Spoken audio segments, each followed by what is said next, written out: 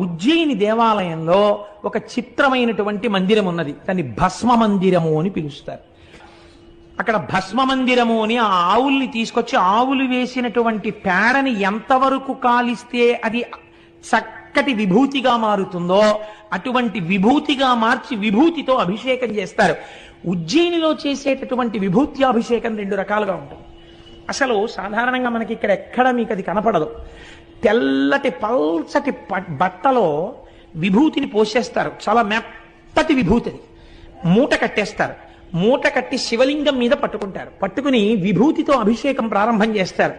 చేస్తున్నప్పుడు వెనక చదువుతుంటారు, నమస్తే అస్తు భగవన్ విశ్వేశ్వరాయ మహాదేవాయ త్రయంబకాయ త్రిపురాంతకాయ త్రికాగ్నికాలాయ కాలాగ్నిరుద్రాయ నీలకంఠాయ మృత్యుంజయాయ సర్వేశ్వరాయ సదాశివాయ శ్రీమన్మహాదేవాయ నమః అని చదువుతుంటే మనమైతే ఓ గ్లాస్ తోటో చెంచాతోటో ఇలా టిక్కు టిక్కు టిక్కు టిక్కు కొట్టి కొద్ది కొద్ది కొద్ది కొద్దిగా విభూతి వేస్తాం.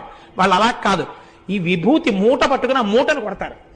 కొట్టినప్పుడు శివలింగం ఉన్న చోటే కాదు, మొత్తం అంతరాలయం అంతా భస్మతో నిండిపోతుంది. నిండిపోతున్నప్పుడు శంఖాలు, ఈ భేరీలు, పెద్ద పెద్ద మృదంగాలు ఇవన్నీ మోగిస్తుంటే మీరు ఒక అలౌకికమైనటువంటి స్థితికి వెళ్ళిపోయినటువంటి అనుభూతిని పొందుతారు. Download ShareChat.